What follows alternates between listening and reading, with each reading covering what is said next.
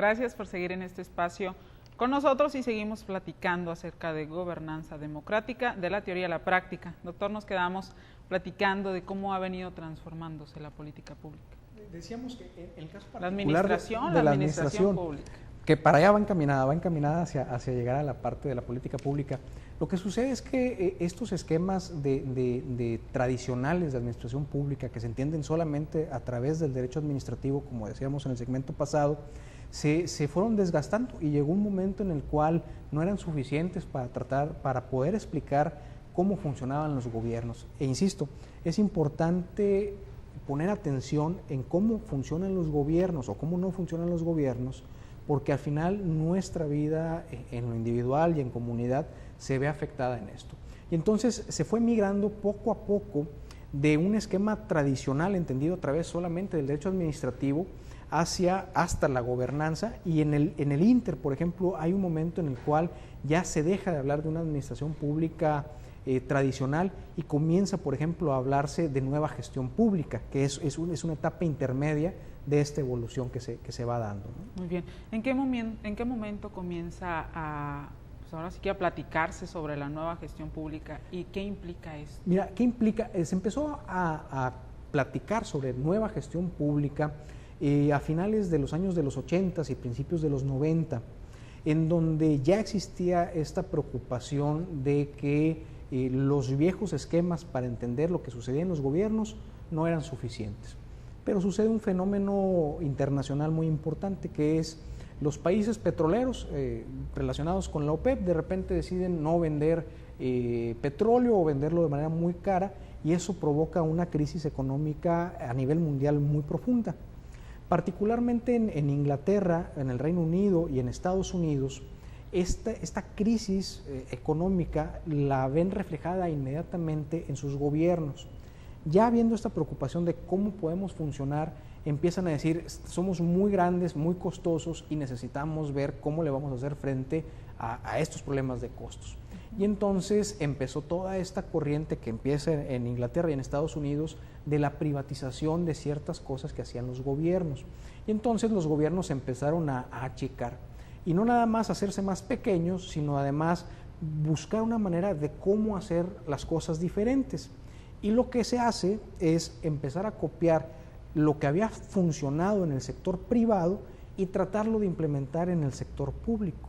Y entonces comienza a cambiarse el lenguaje dentro de los gobiernos. Y se habla de un gobierno gerencial, y se habla de un gobierno enfocado en resultados, y se habla todo esto de una nueva gestión pública, que lo vemos reflejado en México y en Latinoamérica. Es decir, en México y en Latinoamérica también a finales de los 80, principios de los 90, comienza a privatizarse algunas oficinas que eran de gobierno, que por ejemplo se producían camiones a través de DINA. Bueno, se fue desprendiendo el gobierno de ellos, que tenían una empresa que no era rentable y que generaba muchos costos, como Teléfonos de México, y se le dieron a manos privadas, y bueno, ya sabemos cuál es la historia.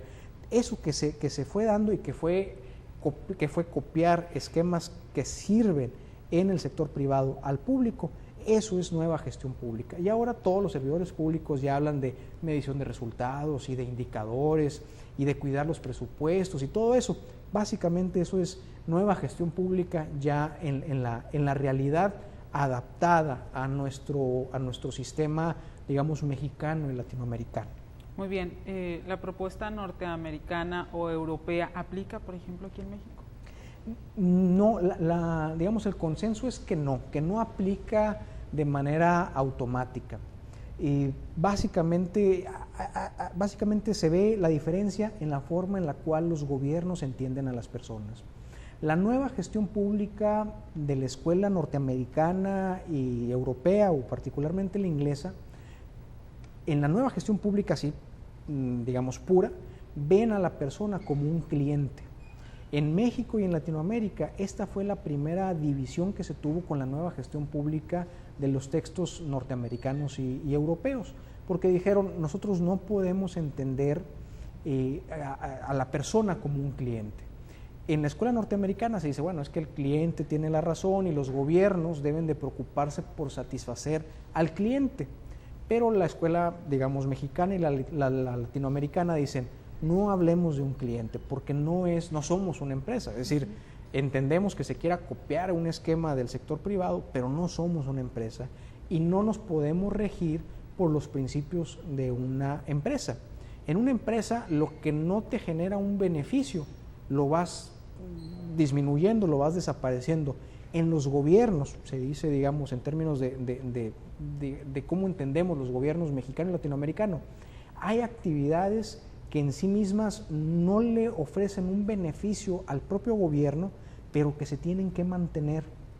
Por ejemplo, el sector salud en todo el mundo es un sector muy costoso, es muy complicado porque requiere de mano de obra muy especializada. Además, los problemas que se le presentan al sector salud son muy coyunturales, es decir, no se puede planear con precisión si la gente se va a enfermar o no. Y luego hay estos fenómenos naturales que hacen que una situación de repente se provoque, hay un gran problema. En algunos países, por ejemplo, en Estados Unidos y en algunas partes europeas, lo han visto tan complicado que han dicho, ¿sabes qué? Que esto sea en manos privadas y ya el gobierno se lava las manos y no tiene ese problema.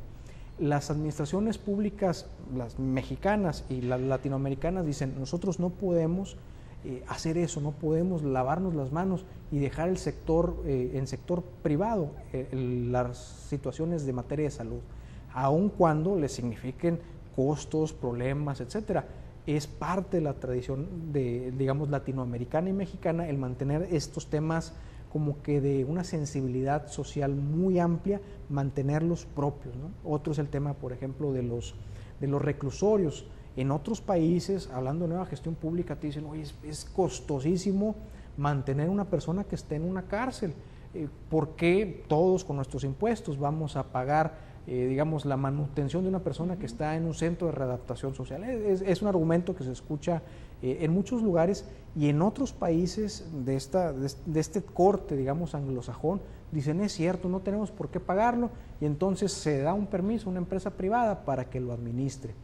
En el caso mexicano y latinoamericano se ha dicho, el tema de la reinserción social, no del castigo, sino la reinserción social, es socialmente importante para nosotros y entonces se mantiene, con todo lo que esto implica, con todos los costos y con los problemas de si se es eficiente o no sé si es eficiente, se mantiene. Y entonces, digamos, de manera muy puntual a la pregunta, si se incorporan elementos de nueva gestión pública,